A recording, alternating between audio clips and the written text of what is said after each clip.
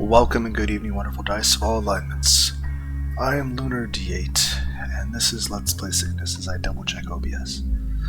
Okay, let's hop into this.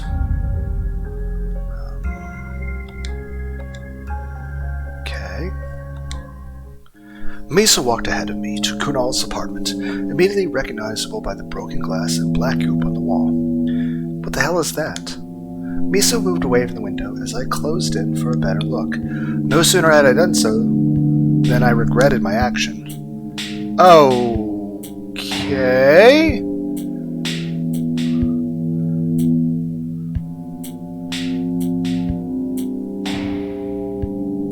So...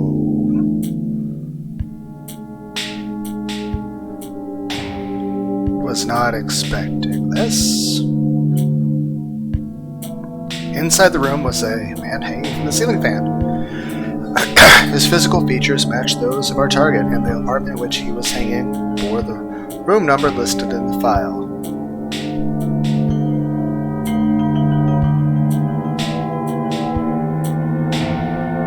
Well, okay. Not likely the hanging man was our target, Kunal. Oh god, is that him?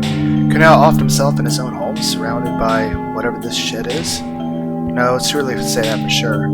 Logically, it should be him, but I can't totally sure from out here. I can't even be certain that he isn't breathing without closer inspection. No matter how I look at this, I need to inspect Kunal's corpse more closely. Well, I only have one choice, but I still...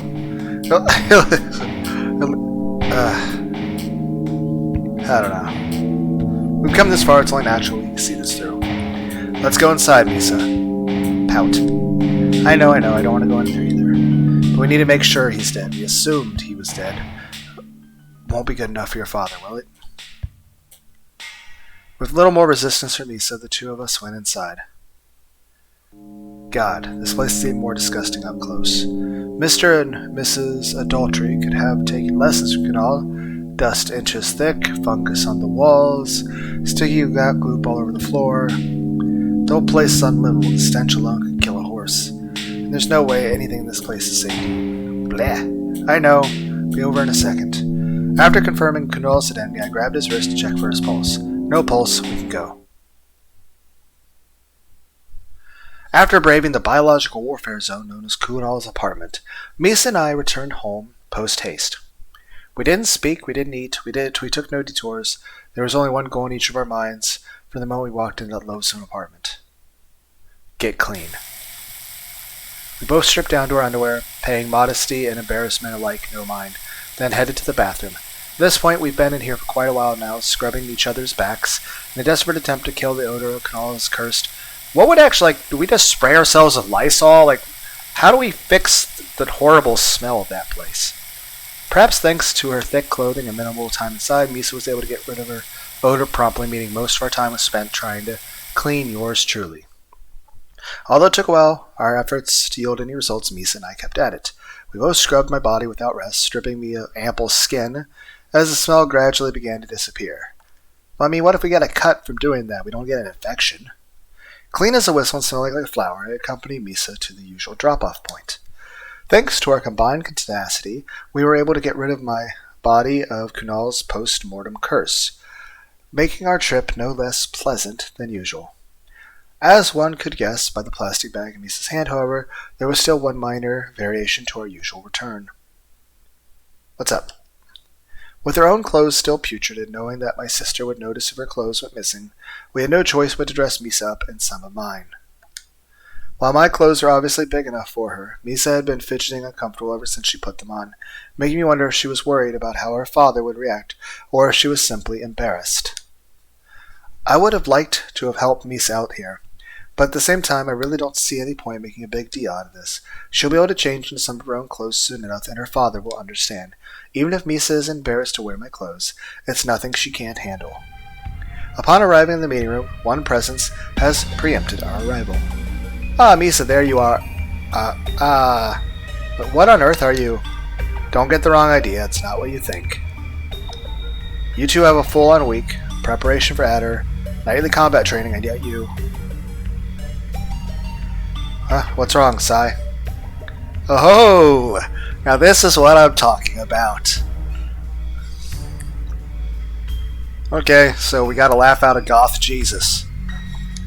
Congratulations, you two. I'd hoped from the beginning that you two would find happiness together.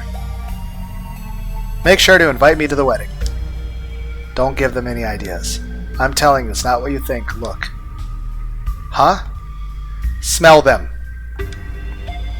Sniff, sniff. Oh lord, what is that? How on earth did you get Misa's clothes to smell like that? How indeed. I'm not the one who made them smell like that. It was an occupational hazard. We paid Kunal a visit and walked right into that. Sigh, I see, so that's it. Why didn't you just say so? Phew, that was close. Good thing you didn't ask about how we get clean. But you're both clean now, right? How did the two of you turn to take bathing, or... God damn you, Goth Jesus! I told you, stop putting ideas in their heads. Anyway, Suo Misa, I take it that means your first target for the week is to take care of? Yeah, but we didn't technically do it.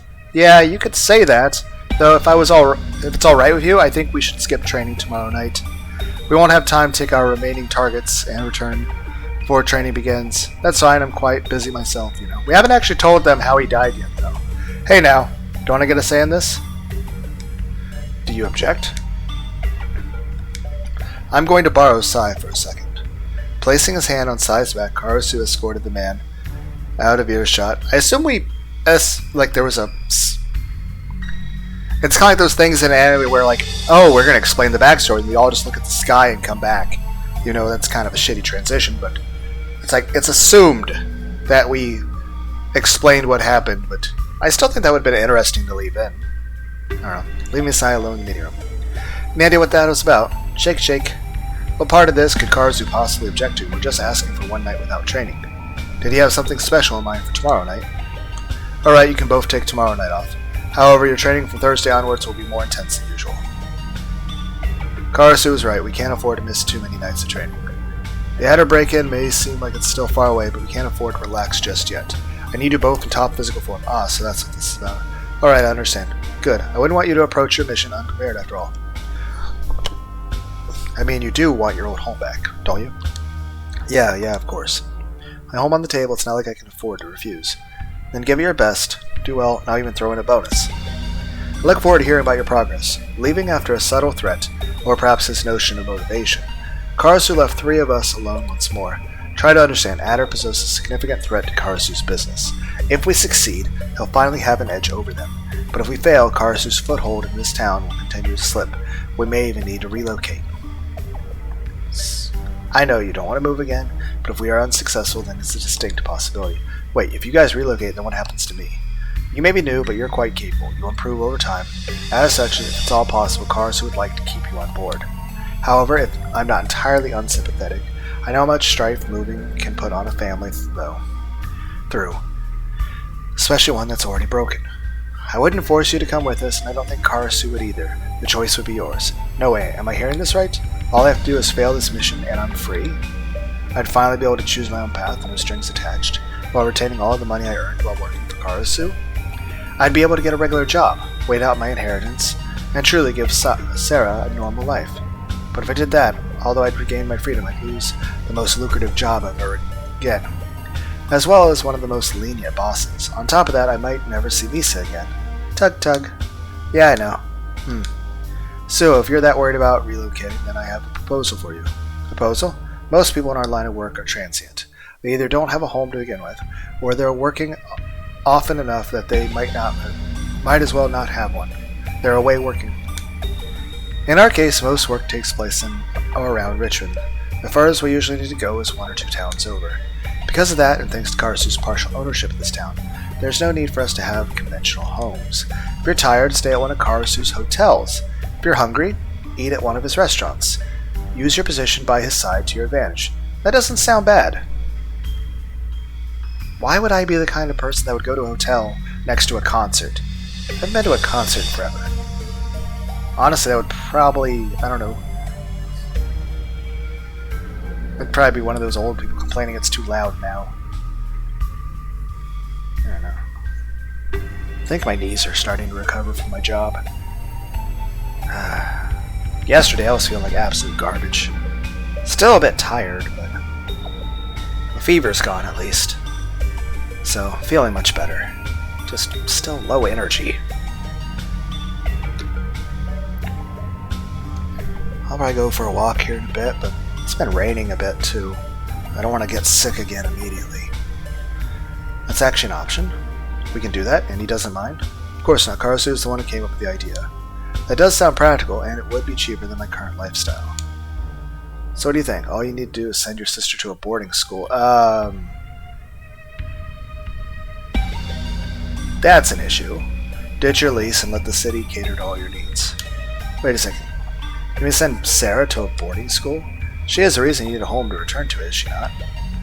She'll have the peace and stability she needs within a nurturing educational environment, and you'll be free to go wherever and do whatever you want. That's not a point I can argue, but if Sarah were to stay at a boarding school, the staff were there, would look after her, she'd have everything she needs, and none of the danger of my work. But I mean, she's about to graduate in a few months, right? She wouldn't have to cook, clean, she wouldn't have to shop. Her life would actually be pretty similar to what it was before her parents died. Even so, but I can't just leave her. I understand that you don't want to let your sister go, but think about what's best for her. Do you really think your sister is happy with things the way they are? While I knew there was some truth to what Sai was saying, the more she pushed, the more agitated I felt. Having someone with as broken a family as his telling me how to fix mine, callously disregarding my sister's happiness as though it were irrelevant. You're the last person who should be lecturing me on my family's happiness. What was that? Do you really think my sister would be happier if we never saw one another, or if we had no home to return to? It's not about what makes her happiest, it's about her own well-being and education. Like withdrawing Misa from school and denying her a real home. That's not how it is. Where am I wrong? Misa is like us. She already has a job. She doesn't need further education. Who are you trying to convince here? Misa isn't like us? She may be shy around strangers, but she craves social activity and excitement. She wants to go outside and make friends, not kill whoever her father tells her to. Don't presume to know my daughter better than I do. Don't you presume to know my sister better than I do. This is a surprise.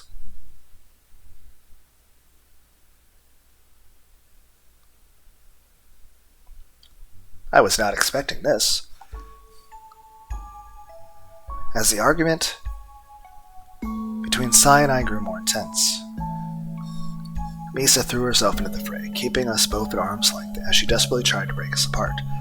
Caught up in our bickering, neither one of us showed any concern for the subject herself, standing only a few feet away. But as her father and partner continued to fight over her supposed best interests, Misa saw only one peaceful ending. Sai. Suo. Sniff. Neither Sai nor I had anticipated Misa's intervention, but of all, I never expected to see her in tears. The cool, calm, professional Misa, the energetic girl I frequently escorted around the city, the swordswoman who cut me with such grace and ease, was crying. She could break into a person's home without batting an eyelid, kill strangers at her father's whim, even live this disturbing lifestyle. Yet the sight of her father and I fighting proved too much to bear. It's okay, sweetie, we weren't fighting. Yeah, we were just worried, you know? Sniff. Misa's tears slowed down, but refused to stop completely. In a way, it's heart-wrenching, watching such a happy, energetic girl break down like that.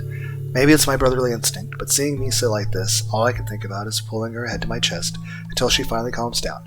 But she isn't Sarah, and I have no idea how Misa would respond to me embracing her. Every logical thought going through my mind is telling me to fight the instinctive urge I have to console her, to hug her tight until her tears cry up. And yet, when I see her like this, Suo, I think you should go now. We'll continue this discussion later. That's right, the best thing I can do now is leave. No matter how well I feel I know Misa, Sai is the one who knows her best. He knows what's best for her. If I can leave her in the care of her father, then I should have no regrets.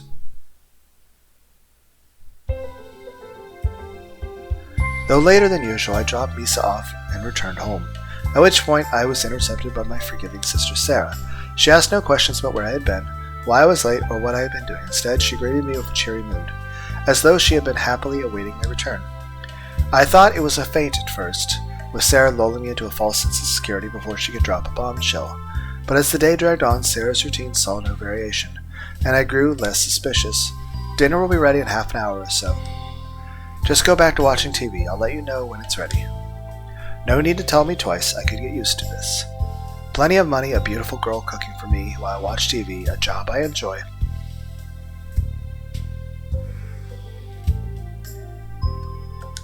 It doesn't get any better then. Unless, of course, you'd rather fill the time in some other way. Why do we have the angry thorns on the outside? What is happening?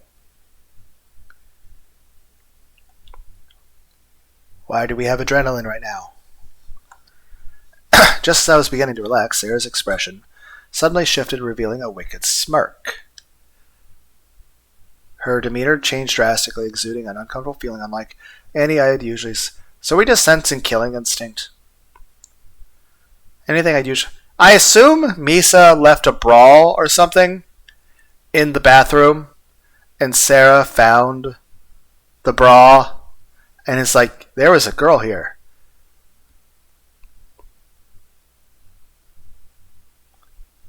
But, again, there should be no reason why she's upset at this. Now, this isn't my wife, it's my sister. Some other way? Okay, your clothing changed. Don't play dumb, you know what I'm talking about. That you found articles of clothing in the bathroom? Well, what the hell? What happened to Sarah's clothes? Two teenagers, each the opposite sex, all alone together at night. This can't be real. Sarah would never... Come on, Sarah, what are you waiting for? You're hungry, aren't you? Also, the thorns on the background seem to be getting bigger. Also, developer of game, if you put in nude scenes, don't make me have to figure out how to edit things. Eat me right up. Hey, are you listening to me? Huh? What? Okay, it's just us being insane. Gotcha. Though that all is actual options in the gameplay depending on the options we choose. Again, I never got that far in the Andy and Lily game, but it's kind of everywhere all over the internet. The people kind of just boil that game down to just being about that, rather than everything else. Come on, dinner's getting cold. Pry yourself away from the TV for a minute. What the hell? Wasn't I just in the kitchen? And how did Sarah... That still hurts my ears even when I'm not sick. Oh no, not this again. Did we pass out?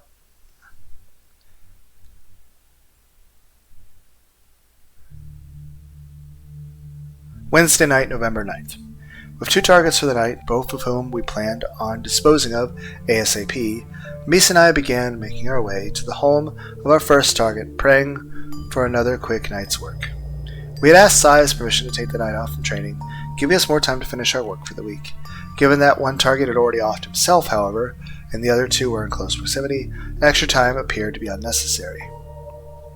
Stopping a few blocks away, Misa and I walked the remaining distance to our target's street. We also wore our training garbs under our street clothes, concealing our weapons in a similar manner, and avoided streetlights whenever possible, all to draw as little attention to ourselves as possible. Tonight is going to be tricky, given that our commissioner specifically requested that we make their deaths brutal. Adhering to his request will mean making it bloody, in other words, messy, and a messy crime scene usually means messy killers. We'll be able to cover up any blood we get on our training garbs by putting on our street clothes back on. And the noise shouldn't be a problem if we're quick, but nonetheless the risk is certainly higher than usual. Starting with the house of Miss Mendez, Mies and I entered effortlessly, literally pushing the door open and walking right in.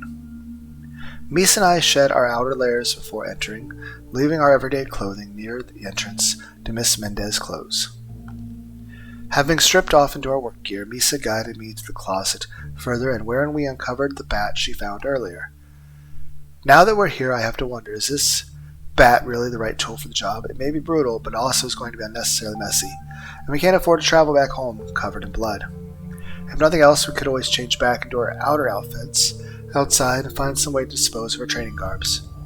Then again, Misa, let's swap. I handed Misa the sheets I picked up, and in turn took the bat from her. Misa may be more experienced than I am, but she's still just a teenage girl. She doesn't have the upper body strength for what comes next.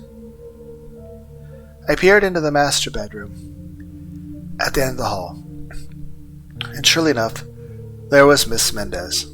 Although it was difficult to see her bedroom, it appeared to be much cleaner than the rest of the house, which made walking over to her side a straightforward task. Misa and I took our positions on either side of the bed and prepared our first kill of the night. I readied the bat, and Misa held up the sheets, already aware of what exactly I had planned. Sleep well, adulterer. My arm swung down violently with a loud crack and echoed through the room. Dead center I struck, splitting Mrs. Mendez's skull head wide open with a single blow. Her white sheets were immediately dyed red from within, allowing only a few fragments of bone to escape. Her blood trickled out from under the sheets, but not far to reach her killers. The sheets fulfilled their duty surprisingly well, sparing Misa and I from the mess I feared. Needless to say, no signs of life remained. No movement, no sounds of breathing, not even a whimper. Misa and I, clean, unharmed, and unseen, sneaked into our first target's house, executed, and remained clear to depart. A perfect kill. I placed the bat back where Misa found it, unable to keep myself from smirking at the thought of how easy, fast, and overall perfect the night's first kill had proven. Maybe this really is my calling, even without taking the pay and freedom into account.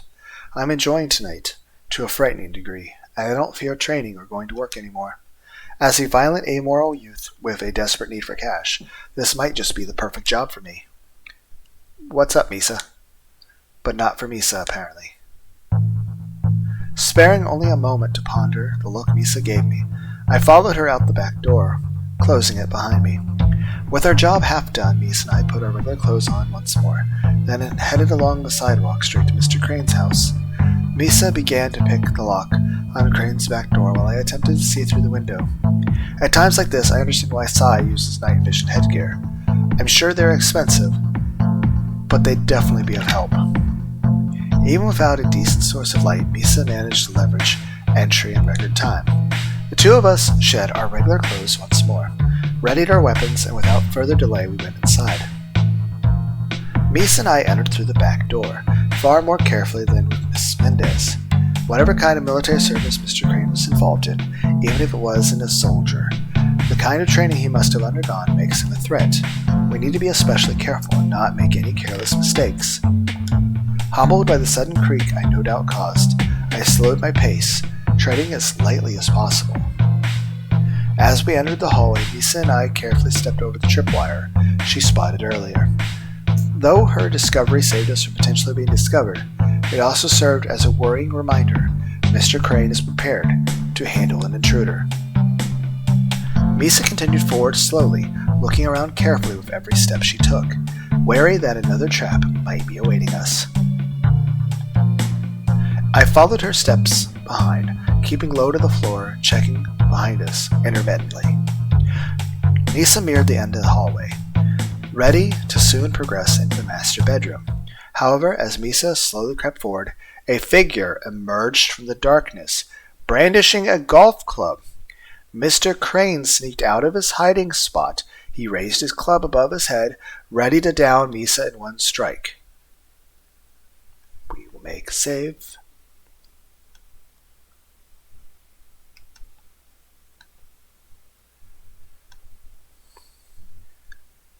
Strike first. Ka-hern. Before Mr. Crane could take a swipe at Misa, I plunged my knife into his chest from behind, in one side and out the other. Misa responded immediately, ducking out of the way and readying her blade. She understood the situation in an instant, and the opening I afforded her was more than enough. I twisted my blade, causing Mr. Crane to buckle under the pain and fall to his knees, right into Misa's strike zone. With Mr. Crane at a more accessible height, Misa hacked her blade straight through his neck, severing the man's head from his shoulders. One cut was all it took. Her graceful movement sent his head soaring, spraying blood in every direction, instantly robbing him of his life. I removed my knife from his chest and wiped the blood from my face. Thanks to my position at the moment of his execution, it proved impossible for me not to get blood on me. Misa took a step back, trying to keep the pooling blood from getting on her shoes, not at all taken aback by the familiar sight before her. Phew, that was close. Giggle. You think this is funny? No, don't answer that. All that matters is our work for tonight is done.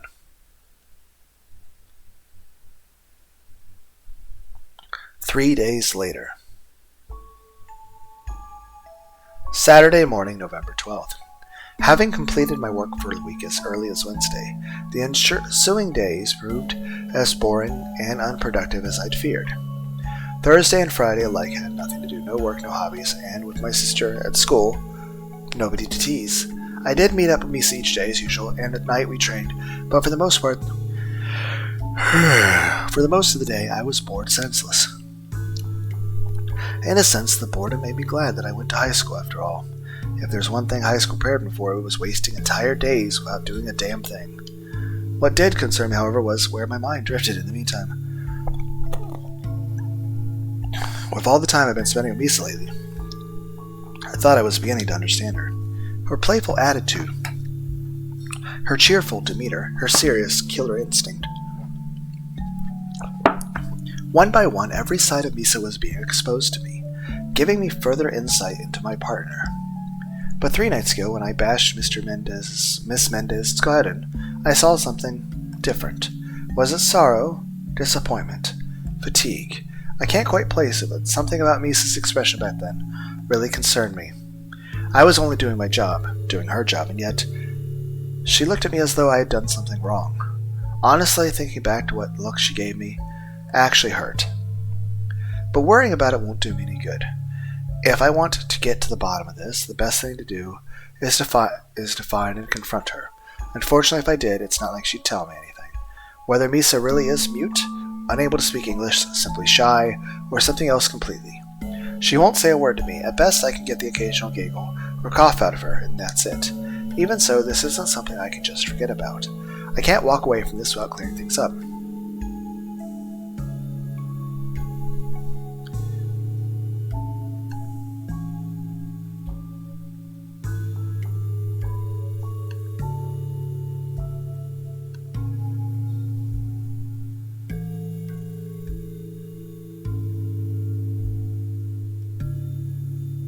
Now here's the thing. One would think that the best option would be to ask Misa, but if we're sending a text message, then Karasu has access to all of that. And I'd be concerned about how Karasu would respond. But if we pick this, I assume we're going to go meet with Sai in person. If anyone knows how Misa thinks it's her father, getting him to talk should be no issue. Of course, whether or not he'll actually tell me anything, I know it's a completely different matter. Oh, there's only one way to find out. Okay, we are still calling. In that case, if it's going to be over the phone stuff, then we should load. Okay.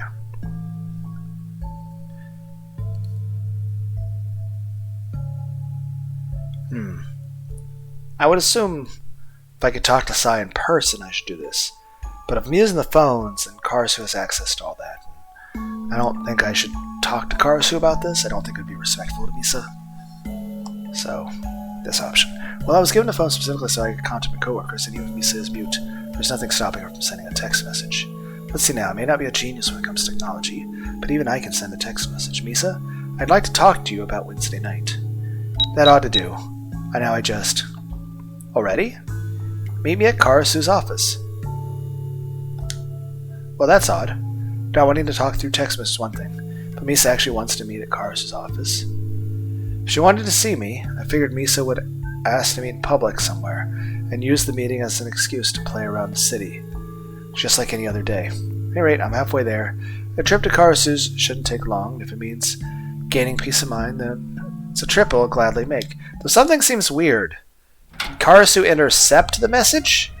Hello? Yo? Aha, now it all makes... What? What makes sense? What is happening?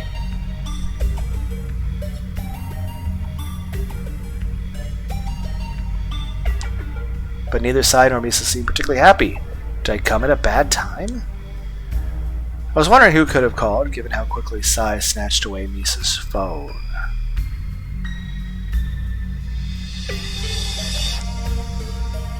Hope your texts aren't too flirty. Misa's guardian angel is quite overprotective.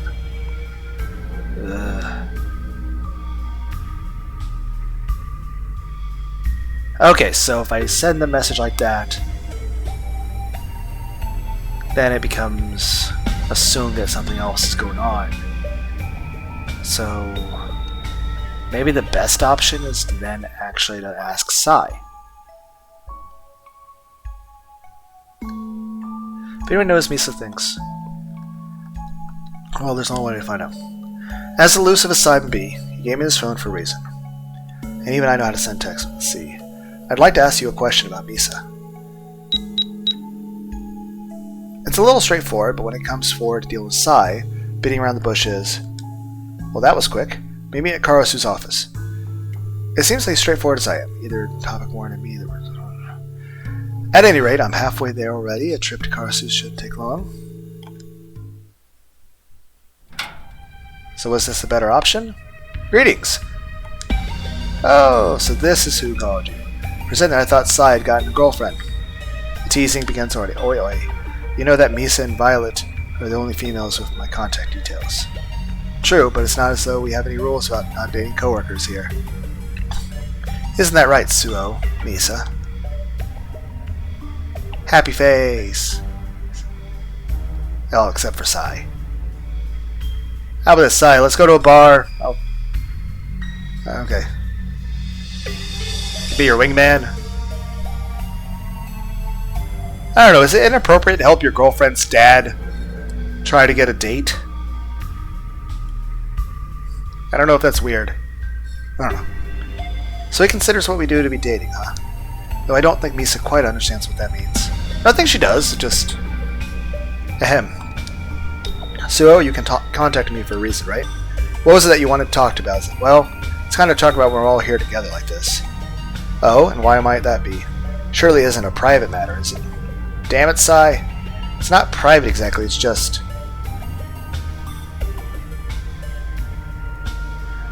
okay, well, let's hope this is the correct choice. Screw it, talking through Sai isn't going to get me anywhere.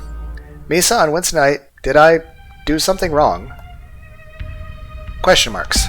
You know, back in the house of Miss Mendez, when I, handled her, you seemed kind of sad.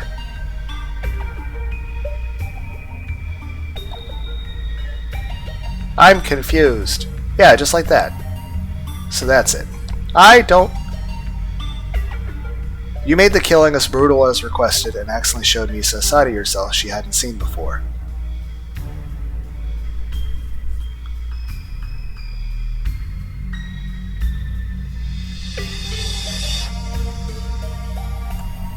Huh? A new side of myself? I don't get it. It's not like Miss Mendez was the first person I killed in Misa's presence. And her reaction to Crane's death was one of nothing more than relief. Still, at the very least, it sounds like Sai knows something what I'm talking about. Misa, honey, you were scared, weren't you? Nod. Wait, what? Misa's scared of me? I don't understand. Doesn't Misa do this sort of thing all the time? She's been at this longer than I have, right? You're misunderstanding. It isn't the act of killing that is frightening. What's scary is that you enjoy it. Aren't people supposed to enjoy their jobs? I mean, I worked a job for so many fucking years, and I hated every single fucking day of it. I mean, whatever it is I do in the future, I hope I enjoy it.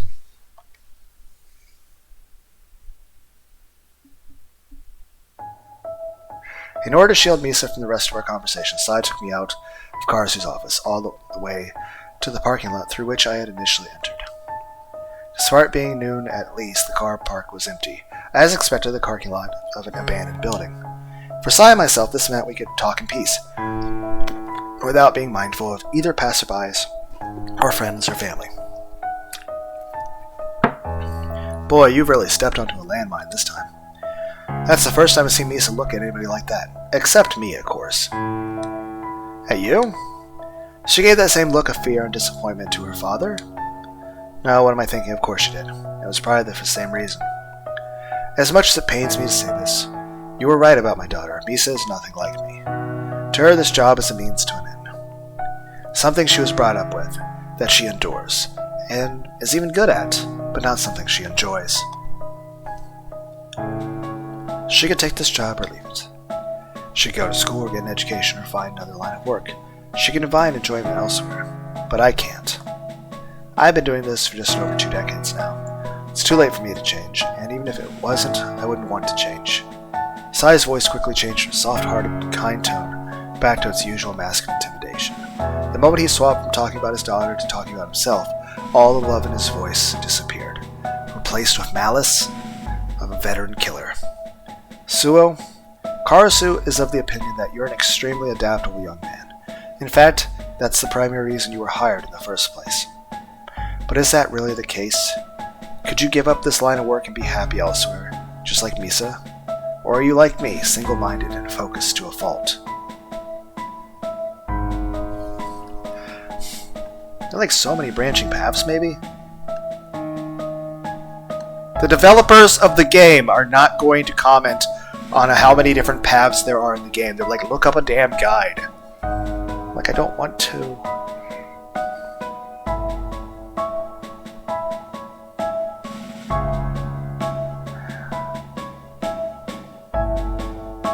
I don't know, we'll see what goes with this. Maybe not alone, but with a girl like Misa at my side. Wishful thinking, kid, but I don't want to hand over my daughter that easily. Besides, if a good woman was enough to reform people like us, I would have given up long ago. Anyway, getting back on topic. Although Misa kills for a living just as we do, she has no motivation to do so. She doesn't need money, she doesn't have anyone to support, and she doesn't take pleasure in killing. So when she sees someone who does the things she does, lives the life she lives, yet takes pleasure in the acts she considers a despicable yet necessary means to an end, well, you've seen what it does to her. So that's it. I thought from the beginning that Misa was a pro at this, but it seems like just like the result of a training, not of the devotion or love for the job. Even though I'm her partner, I couldn't sense her feelings at all. So then, how do you plan on making this up to her? Huh? Why aren't you listening? I just told you how much your actions hurt my daughter. So the question is, how will you make it up to her? Make it up to her. No, but how would I even make up something like that to her? It isn't the kind of thing you can just wash over. Yes, it is. If you say so. To me, is someone for whom murder is a daily occurrence. Perhaps something like this really is forgivable. But for something as big as this, surely it'll take time. Go back to Karasu's offices, now. Fetch Misa, spend the day doing whatever she wants to do. That's it? That's it. Well, it's given that Sai knows Misa better than I do, but still. I already told you, didn't I? Misa isn't like me. She isn't like us. So if you show her kindness, if you help her wash away the bad memories and replace them, then with good memories, she'll forgive you.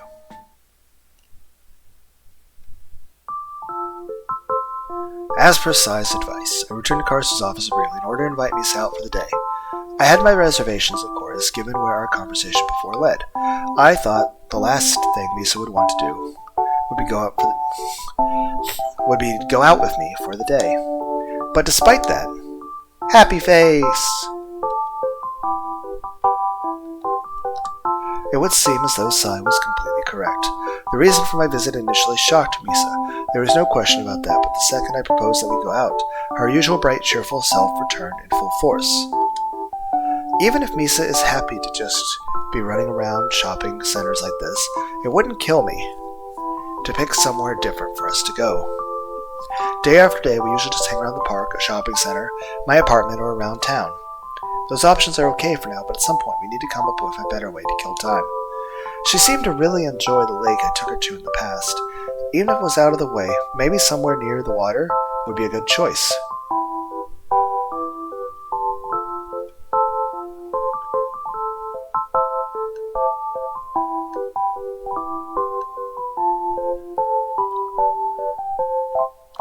go to another lake.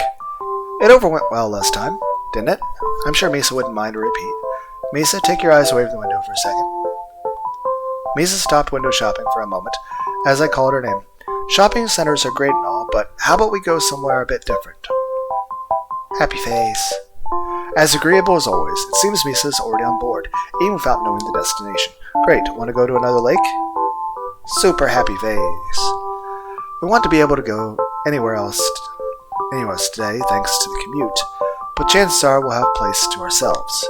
Even if it's not quite the beach, it's still pretty.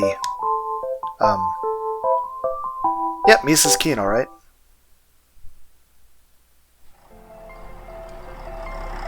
Having decided on our destination for the day, Misa and I set off. Misa looked up directions on her phone to a lake not far from our home, then proceeded to do the same for bus stops and schedules. After doing a little bit of preparatory stopping, the two of us followed her directions, and before long we had arrived.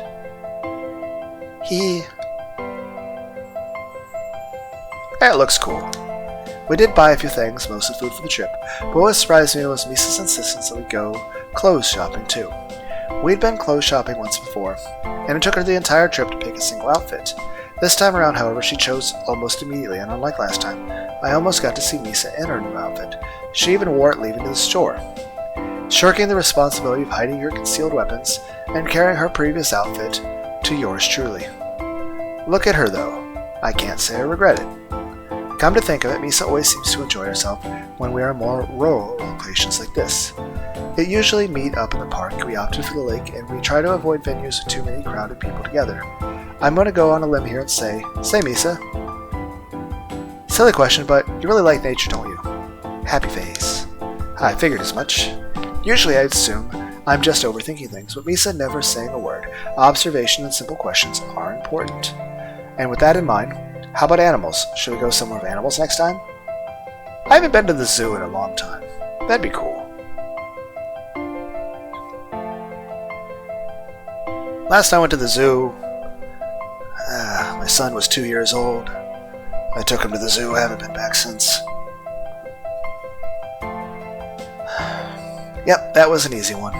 Between her insistence that we go to the circus and her love of nature, a fondness for animals wasn't much of a leap. Maybe we should go to a national park next time. Or we could go to the zoo. I'm sure there has to be one around somewhere around. Damn, I'm really on fire today, aren't I? Have you ever been to the zoo before? I know Sai isn't the warm, cuddly kind, but even he takes you out now and then, right? There goes my rally. Well, that's okay. There's still plenty of time for that. If you didn't go out together much, what did you do together growing up? Sad face. Crap. Just making things worse. On top of that, I've already ruined the mood, and we only just got here.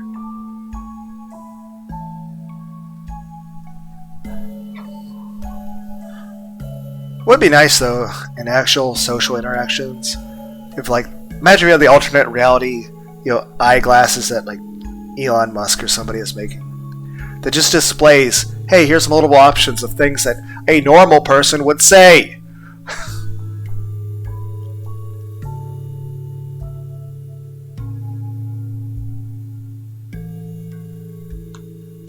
Well, we're already here. It would be a waste not to.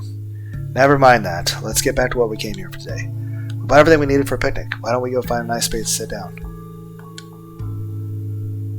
Happy face with slight blushing.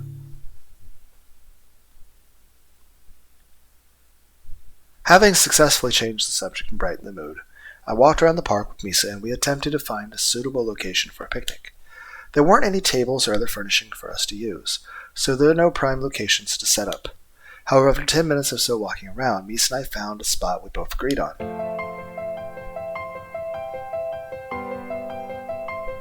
Allow another minute for preparation, and here we are.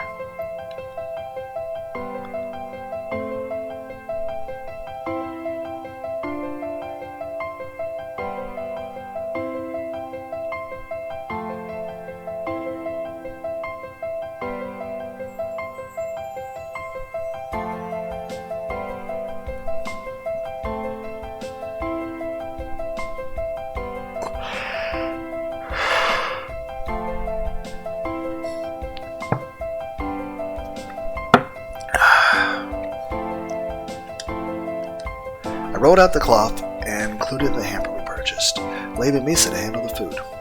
We grabbed a plate each, spread out the different condiments, and started picking out what we wanted. Why do I want to cook some... Misa let out an excited gasp. She filled her plate, paying no mind to the fact that she could reach her seconds anytime. Like a greedy little kid, she made sure to grab all the meat before I could get any myself, completely ignoring the vegetable platter as she did so. Don't grab too much, leave some for me, okay? Ignoring my words, Misa continued piling food on her plate, using her fork far more skillfully than last time. I suppose I should be happy, seeing the fruits of my labor like this, but in this case I may have taught Misa too well. If I don't hurry up, there won't be anything left for me. Well, nothing filling at least. Don't just grab the meat, there are plenty of vegetables too, you know. Humph. No good, huh? Misa's diet usually wouldn't be my concern. If it was, we probably wouldn't eat fast food as often. But in this case, the more she grabs herself, the less there is for me. Sigh, fine, just eat whatever you want. Don't blame me if you make yourself sick. Am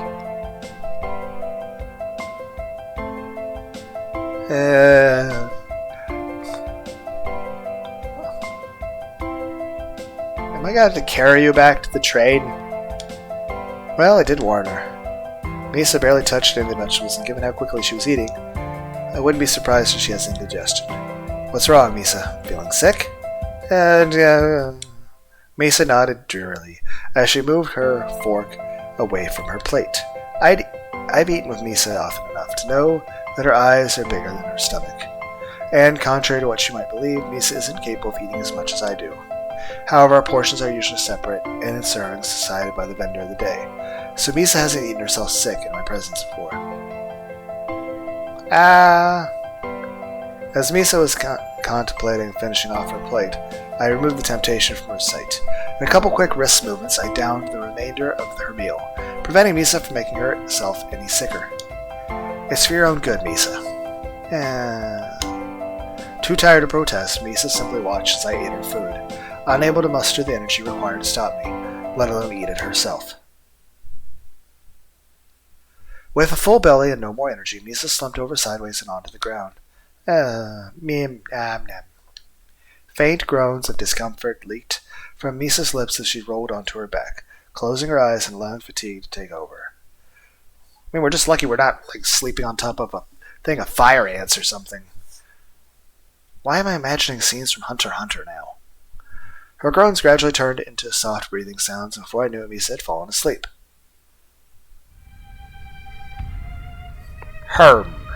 Tap, tap, tap. Come on already, move. Sigh, what on earth are you doing now? What does it look like I'm doing? I'm being a good parent. How? What are you doing? You're trying to spy on their date, huh? Aren't you? Although Sai was initially glad that Suo and Misa were making up, it didn't take long for his anxiety to take over. Bereft of anything important to occupy himself, Sai spent most of his time at their departure obsessing over their outing, assuring himself it was no different than usual. Shut up, I'm just making sure they aren't going anywhere dangerous. So you're tracking your own daughter's GPS. Like I would do that. I'm tracking Suo's GPS. Ha, Sai, I knew you were worried. But those two can take care of themselves. Yeah, we've had this discussion. We have indeed, and you didn't listen last time either. So, where did those two lovebirds decide to go? The movies, perhaps? Shopping? Maybe a hotel? Hey, that's my daughter you're talking about. They just went to a park, okay? Just a normal, everyday park. Oh, a trip to the park, huh? That's right, they're probably playing tag or hide and seek right now. Although many would consider Sai a realist, through and through, whenever his daughter became the subject of conversation, reason was nowhere to be found. Misa was still just a playful little girl, at least in his eyes, and nobody would tell him otherwise. But if there was one person bold enough to make fun of Sai over overprotective nature, it was the man right in front of him. Say, which park did they go to? Which park? One in the city or one further away? A popular one with vendors, or an empty park without anybody else around for miles? Where are you going with this? They're a fair distance from here. It's pretty far from any metropolitan areas. Oh, I see. What do you see? A young couple making up with one another after a minor misunderstanding. Together they can escape from the size of their respective families, and look for a place they can be alone. They travel away from the heart of the city, stumbling across an empty park, a remote area just for the two of them, out of range of the girl's overprotective father. The two are finally able to be together. They hold hands as they walk, snuggle under a nearby tree, and lose themselves in each other's scents. As their hormones take over, the two gradually succumb to passion, and before long they... Enough already. What's wrong, Papa Sai? Afraid to level up to grandfather status? Shut your mouth. My Misa isn't like that. As far as you know. Ah, that boy. I'm going to get back to work. Call me when they return. If they return. Shut it! Oh, Sai. You just can't be honest with yourself, can you? In one breath you tell the boy to date your daughter, and the next you curse him for it. I hope these fun days never end. Get a Super Nintendo, Jesus. With our picnic having come to an end, and the sun's rays beginning to dissipate, our day out together neared its completion. Misa, after eating more than her stomach could take, nodded off to sleep soon after finishing her meal, leaving me to clean up her scraps. She rested peacefully on the soft grass beneath us, wrapped gently in the cloth we had been sitting on moments before she fell asleep. As Misa slept, I sat idly by her side, waiting patiently for her to wake up. I wouldn't dare leave without her, of course, and there's no way I'd wake her up until she's awake. No, I would not use an air horn. That'd be rude. It might actually hurt her ears. There's no way I'd wake up while she was still sleeping so soundly. So, with nowhere to go, do we have games on our little company phones? Can I like to play Tetris? Nowhere to go and nothing else to do. I allowed my brotherly instincts to take over. But that makes my legs fall asleep. It's uncomfortable. I don't know if lap pillows are really comfortable, especially when being given by a male. Lap pillows are nice no matter what. As a person who loves cuddling, lap pillows, both weddings, like I said, it does, depending on the way the person's head's positioned, it can hurt your legs. But I enjoy giving lap pillow and having lap pillow. I like being comfy and cuddly, okay? Moreover, taking it upon myself to do something like this would probably be considered creepy, not considerate. Even if it were to try this with Sarah, I have no doubt that she'd cast me away, refusing such an embarrassing position. But now I've already come this far, I'm not sure about that. I would say this is normal. I mean, you're just making sure she's not resting her head on a fucking rock. What if she like rolls over and cuts her face on the ground? At least this is more comfortable. And as long as I can position myself right and sort of lean back, I won't lose blood flow in my fucking legs. Because even in the past, that would make your knees hurt. Oh my god, your ankles. The amount of times you can get a damn Charlie horse from this is insane. Besides, when we're alone together like this, I look down at her precious sleeping face.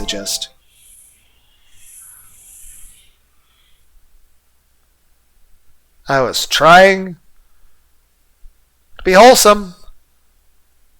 Adrenaline voices. No, that's not. I didn't mean it like that. Misa and I get along well, and I do care for her, but I would never.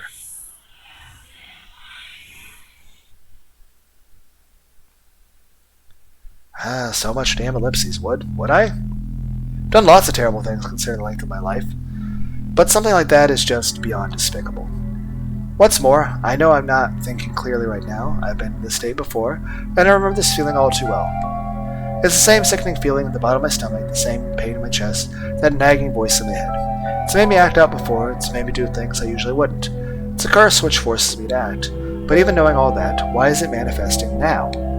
Previously, my sickness only seemed to flare up when I was hesitating to do something I knew I should, or lying to myself about something I wanted. I took it as a sign that I was doing something wrong, that there was more to a scene than I let on. So why now?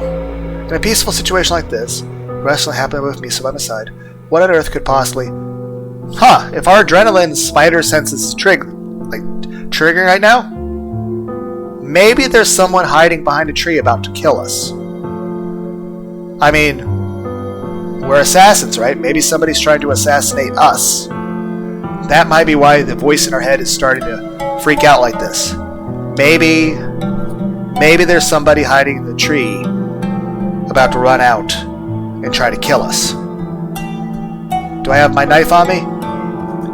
Gotta be ready for like whenever they start sprinting at us.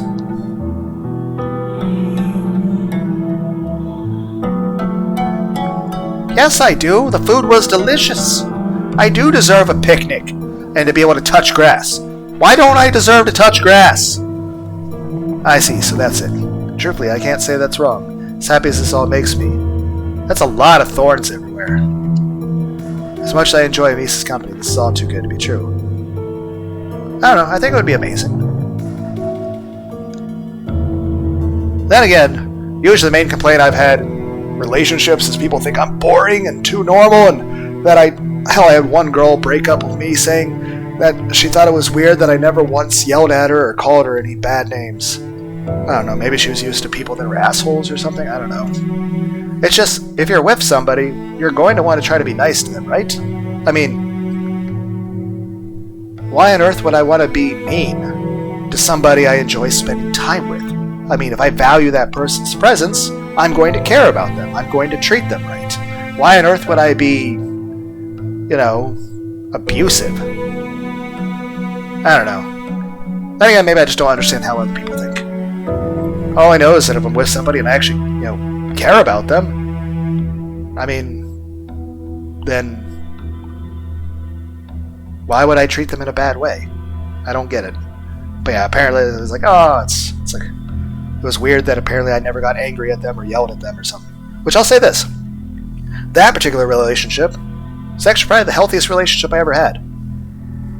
Though I would say that when I was married, my marriage was probably the least healthy relationship I ever had. Definitely never getting married again, though.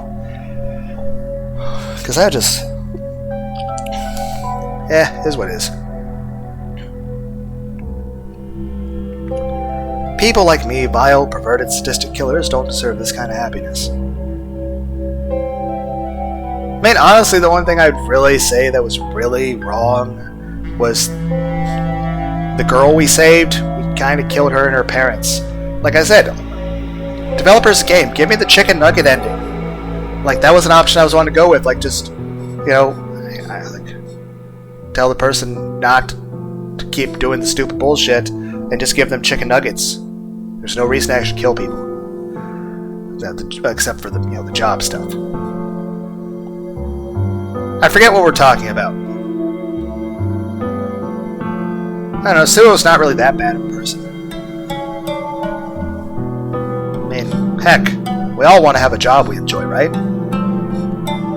I've been living a lie, convincing myself that I could have the best of both worlds.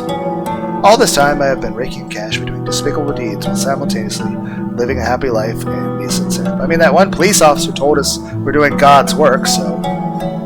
And if Goth Jesus is happy with us... Thought I could have an ordinary life with Sarah. Enjoy my time with Misa like ordinary teenagers would. And you can, there's no reason why you can't. And just work on the side, but first kill her like me. That's not really up for me to decide. That's up to them. Like, in general, like, my own personal opinion myself is that it's like, nobody could ever fucking care about me. But then again, that's been a lot of bad experiences with relationships and a lot of bad experiences with other things involving humans. People are assholes and low self-esteem stuff. But main point is this. If Misa and Sarah actually care about me, that's their call. Regardless of my own low self-esteem, regardless of how accurate or inaccurate it is their decision. If same way it's my decision, hey, do I want Misa and Sarah in my life? The answer is yes. I like them. I care about them. Do they want me in their life? That's their call. If they think I'm good enough for them, then that's all that matters, right? Even if I feel like I'm not good enough for them, if they think I'm good enough for them, then cool. After all, that's probably one main thing a lot of people want. Regardless, hell, of what, who you date, you want the person you're with to actually care about you and respect you. So even if you don't really respect yourself, if the other person respects you, well, that's good. Though granted, you shouldn't base your sense of self-worth off of others. That being said, there's a difference. There's a difference between, oh, you're just going out chasing every relationship possible, and you're just basing your entire self-worth off over people. There's a difference between that and being a proper, healthy way to look at it is your own self-happiness and self-respect should come from yourself.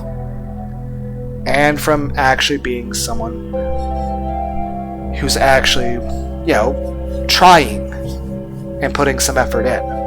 Now that being said, having somebody else actually care about you, I feel, is a necessity. But there's a difference between feeling like you want everyone out there to like you, as opposed to you just want one or two people, especially close people, like this situation with Misa and Sarah, who you feel trust you completely, who respect you, who consider you indisposable. I think a lot of people nowadays in modern times feel like people just consider you disposable, and that's kind of the truth a lot of times. And it's depressing, and it tends to make people very pessimistic and jaded. To feel that you're either unwanted or just disposable.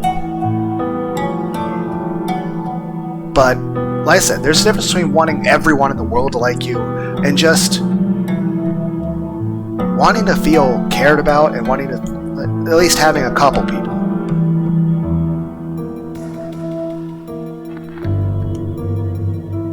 So, yeah, that's the thing. Even if we don't think we deserve to be cared about, I mean, if Misa actually chooses to care about me and think I deserve to be cared about, then I'm not going to push her away in that situation. Regardless, the only way I'm going to push her away is if she winds up being abusive or violent toward me. Where I don't want to be with her. But regardless of what could ever happen in my life, I'm never going to push someone away based on, I don't think I'm good enough. No. I'll push somebody away if they're mean to me, or make me feel bad, or, hurtful to me. But regardless of how low my self-esteem could ever be, I'm not going to push somebody else away. As long as they themselves actually see value in me and they're not, manipulating me or any of that kind of shit. But yeah, regardless of how low our self-esteem is, it's Misa and Sarah's choice if they want me in their lives. So regardless of how shitty I feel about myself, if they love and care about me, then I'll see that as precious. And if they don't, then they go on their way, and I guess I'll go hang out with Goth Jesus and kill people. The developers of the game is like, he's spoiling the endings. Does it count as spoiling if I haven't finished the game yet? Not even through the first playthrough. I don't know. Pretty sure everything I said was, worded terribly, and I really said a bunch of nothing, but you guys probably get whatever point I'm trying to say better than I do.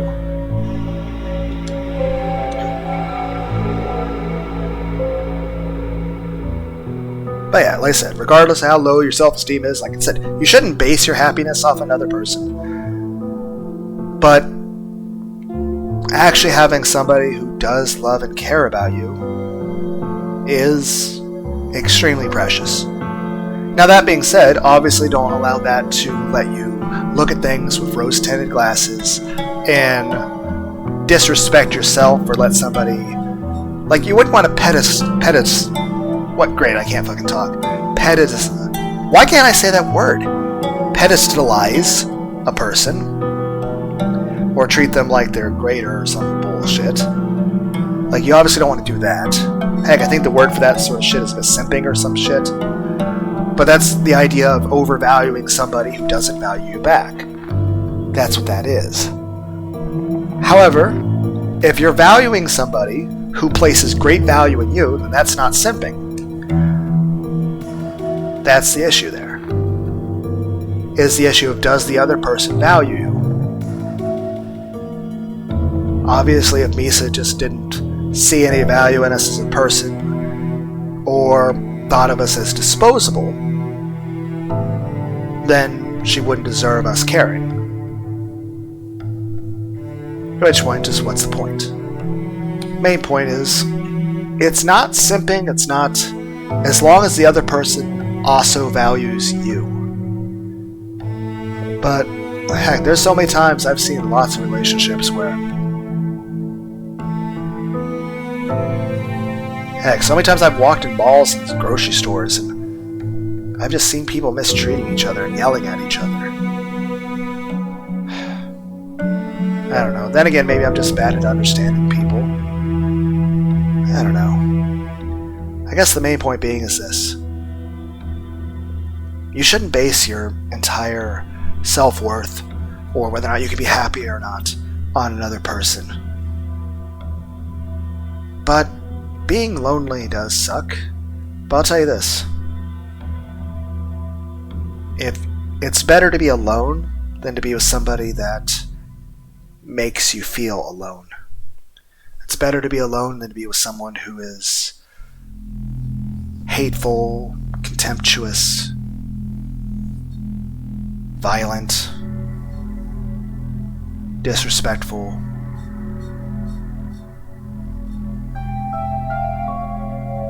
Like, why would you want to be around somebody who hates you, or doesn't care about you, or doesn't respect you? I don't know, I think in any relationship, both people should have, like, mutual respect and mutual trust. So, I'll say this, there's certainly nothing wrong with having a lot of respect and care and concern for another person, as long as they have that back for you. As long as it's, like, say if you're with someone and you're very caring and sweet to them, I mean, obviously that person should feel that way towards you too.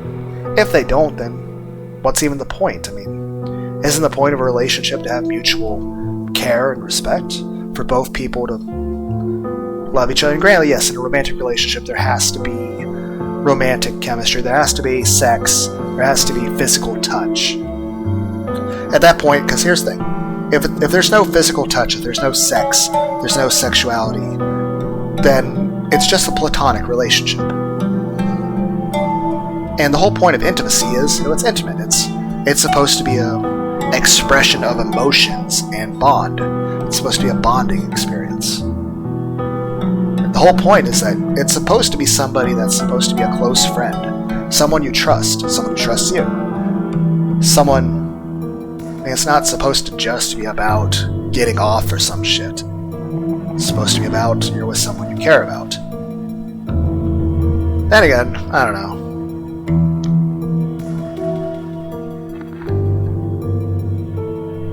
Like I said, lots of conflicting thoughts on this. I forget what even the subject of the topic is we're talking about. I don't know. Main point is this. Just, yes, your entire sense of self-worth or love or happiness shouldn't come from another person. It should come from yourself. But you shouldn't live your life entirely alone if you have options to have somebody that you can trust. But at the same time, I would also strongly urge anyone against just jumping into a relationship or the bed with somebody who is likely to be, well, abusive to you, or not going to care about you, or someone you can't trust. After all, it's a situation where both people are very vulnerable. And like I said, this sort of thing applies regardless of sex or gender, or sexuality, or any of that stuff. You know, you should only be with somebody if you actually trust them.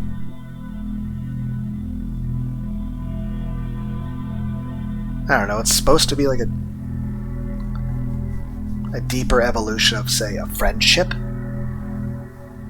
But it should have friendship as a base. I mean, if I'm in a romantic relationship with somebody, I want them to be my friend. I want to get along with them. I want to be able to have conversations with them. I want to enjoy their company. I want them to enjoy my company. I want them to respect them. I want them to be someone I can respect. And here's the thing. If they have low self-esteem, I'll try to boost that and make them feel better, but I certainly wouldn't leave somebody if they have low self-esteem.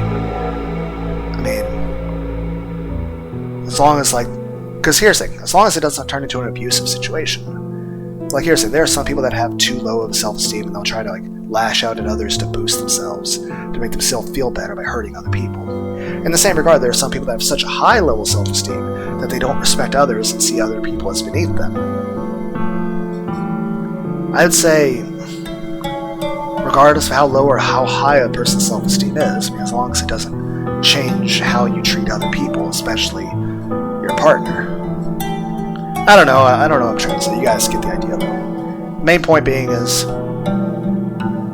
one, Suo does deserve this. As long as Misa and Sarah actually want to be with him, then, yeah, no reason to push them away.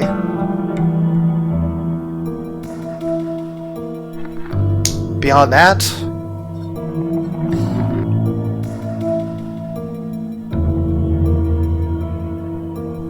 yeah, I mean, it's just, I don't know. I don't think I understand how people work in terms of that stuff, like I said. Honestly, not even counting my minor foray into online dating shit I did. I'm pretty sure I've been rejected by 10,000 plus women over the course of time when I was actually asking people out.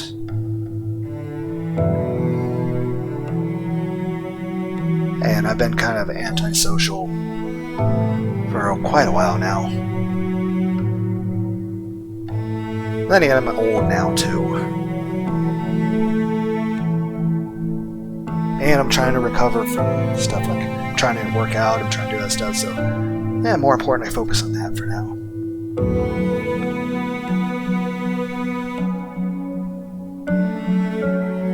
And yeah, of course, part of me feels like getting a six-pack would help, that sort of thing. Not that I really care if the person I date has one. But it's more so, I don't know, it's like an issue of pride. Like, I've never had one before, and I feel like it would be like, okay, if I do that, then it's at least proof to myself that, hey, see, you accomplished this goal. You were able to do this thing. See, you're not a failure. I don't know. Plus, like I said, it just, as the way everything was at work, I was going to eventually become diabetic. Still some slight chest pains here and there, especially yesterday when I was ill. But it's definitely getting better. And while I still do have the headaches, especially again when I got sick, I don't know if I should go for that walk later because it's been raining. So, I mean, it's not currently raining, so I think it's okay. Just gotta wait for it to get warmer. I think it's supposed to get like 55 later, so I think that's okay. But I probably leave a shirt and jacket on because the whole point of taking the shirt off is I've been trying to get more sunlight in just because my body's been a bit deprived of sunlight for a while due to my job that I had. I am glad I quit that job. I'm just saying this. Any healthy relationship, I think, should be based off of trust and mutual love and care. Both people should be friends. You know, you shouldn't, like, I don't, like, it just seems weird. Like, how could you be with somebody romantically and not enjoy just being with them as a person? I mean, at that point, like, I don't understand it. But, like, I'm just saying, and of course, in a relationship, there has to be sex, there has to be sexuality, there has to be touching, cuddling, and all that stuff. Like me, I'm a hyper-affectionate person. If I'm in a relationship, I'm wanting to give the person I'm with lots of kisses, hugs, cuddling, just hand-holding, lots and lots of physical touch. Both in terms of straight up, lewd, fucking, and, well, just things like taking showers together, going for walks. But I wonder if it would be annoying to whoever I'd go out and walk with. It's like, yeah, I'm going to walk down a bike trail, you want to come with me? I don't know if that just seems boring to people. But that's the sort of thing I would want to do. It's like, because one, I do enjoy going for those walks on the park. It's nice to just look out at the fields and the farms.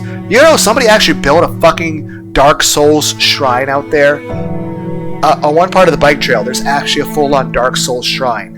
It's got like a giant rock shrine with like a odd golden sun thing built there out of like some sort of metal. Someone actually straight up built a Dark Souls shrine. It's like several times bigger than me. I'm just saying it's nice. Just looking at the sky, walking around. And currently some of that time I'm spending talking out loud to myself. I'm just saying, I like doing that sort of stuff. That probably sounds really lame, like, hey, what's the date idea? I want to walk down this bike trail for miles. It's just... Then again, that's the kind of person I am. Like, what do you do?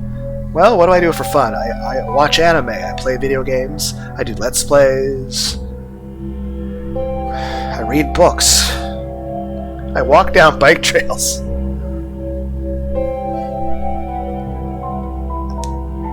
Someone as trusting and considerate as Sarah deserves a brother who can look at her. A brother who can be there for her without sneaking back in the middle of the night, smelling like blood. A brother who can support her honestly and be there when she's needed. And Misa, a girl so gentle and forgiving yet locked into a life she doesn't want. She deserves someone who can take her away from this dreadful, malicious lifestyle. Misa deserves an ordinary life. Classes in school, friends her own age and gender, and a part-time job that doesn't involve slaughtering strangers. The person those two need isn't me. Really, just what am I? As my angst reached its peak, sudden movement on my lap brought me back to reality. Ah, she's finally awake. With a full stomach and now a good rest, Misa must be feeling rather fulfilled by right now. But for how long will it last? The casual bliss of waking up a few moments before memories of the previous day kick in. It may take a second, but when Risa realizes where she is... Okay? She'll regret coming here. Waking up in the lap of a killer, a person she barely knows, has to be an awful shock. After all, we've been spending a lot of time together. I realize that Misa isn't here with me because she wants to be. Her father asked me to show her this town. Karasu practically forced us on one another. I suggest that we go somewhere different. Every step of the way, other people have been making decisions for her. There's no way Misa doesn't resent me by now. It's only a matter of time before she... Smile. Yay, I have squishy, comfy thighs.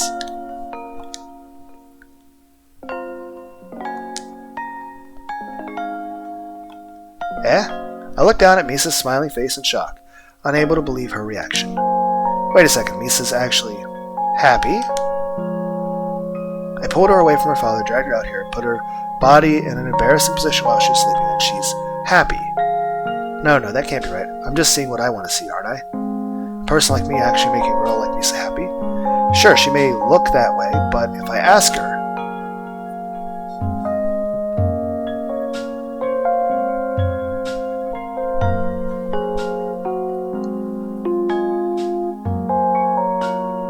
I like the music.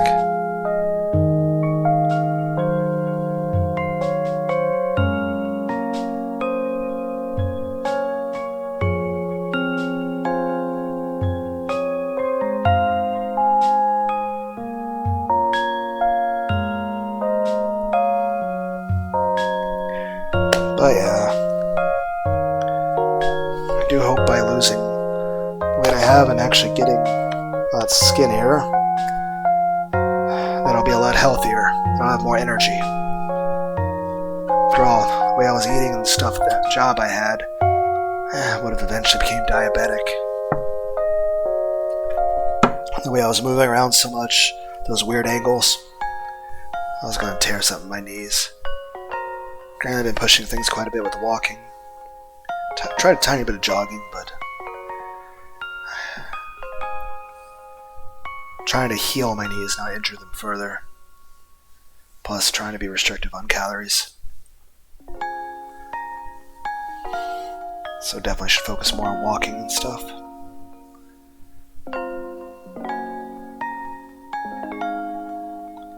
But even if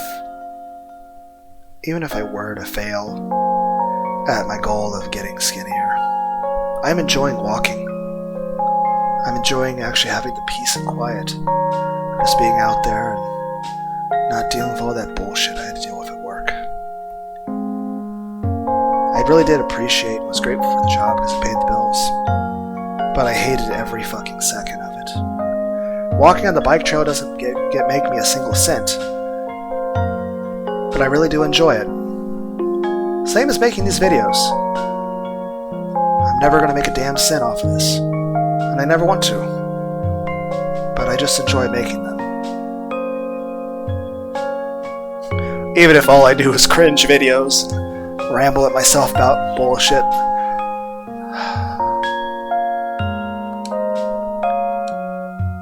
Hey, Misa, can I ask you a question? Huh? Misa looked up at me as I called her name, her face both flushed and confused. For a moment I hesitated to continue.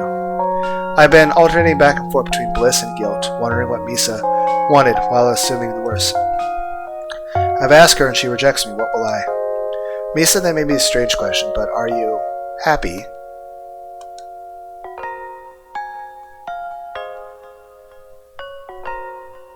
Take that as a yes. Ha ha ha. How stupid. Really, what the hell is wrong with me, getting so agitated over nothing? Here I am enjoying a scene of pure bliss, and all I can think about is how it must all be surely a lie. Be it my sickness or my pessimist nature, I refuse to see the good around me. Automatically assuming the worst, and deluding myself into thinking it was true.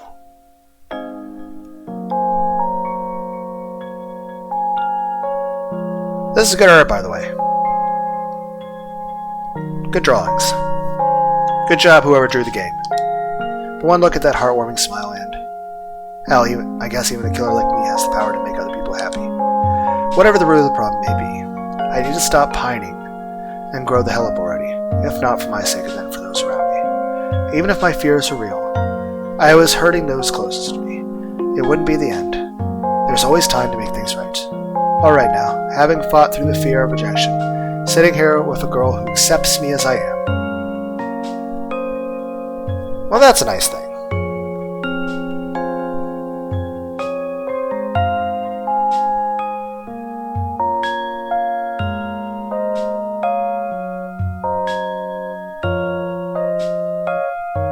Yeah, the deserves being read again.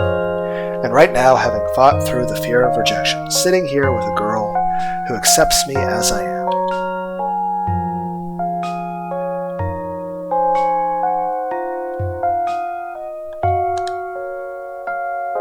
Nothing can bring me down until whatever terrible thing happens in the next scene. The next day. Sunday night, November 13th. Once again, caught up waiting for our comrades. Sunday's meeting started later than anticipated. But instead of wasting our time for Vincent or Violet, the duo who had gone missing once again waited for news from Leon, who had been tasked with finding them. Sorry I'm late, you wouldn't believe the week I've had. Save the drama. Did you find them or not? No, sir. No sign of Vincent or Violet. I followed the GPS coordinates I supplied with, but every time I started closing, the coordinates changed dramatically. So their GPS tracking has been tampered with. Either that or the signals are being distorted. Alright, Leon, keep at it. Kane, back him up. Between the two of you, I've no doubt you'll be able to corner the deserters. Yes, sir. Another week without a full team, huh? Is that a problem? We managed just fine last week, I know. And we have fewer assignments this week too, since I anticipated Vincent and Violet would not be found. The problem is, with the three of us taking over for everyone else, we won't have time for special training I was planning. Special training? What kind of training did you have in mind? Training for Adder, obviously. You're doing just fine in combat training, but our upcoming mission requires stealth, speed, and reflexes, not physical strength or combat ability. When we get the chance, I'll be having you and Misa run through obstacle courses, practice hiding from guards, avoiding traps, anything else I believe you'll need to learn. That sounds daunting. Will we really need that? I thought we only had to follow your instructions. You will. What I'll be preparing for you is the worst case scenario. In all likelihood, you will need to do little more than disable a security device, grab what you can, and walk out. But if something does go wrong, I want the two of you to be prepared. I see. Well, it's not worth fretting over. For the time being, focus on your job. The two of you have higher priority targets this week. We should probably call that a video for now. Hope everyone had a wonderful time. So, later guys.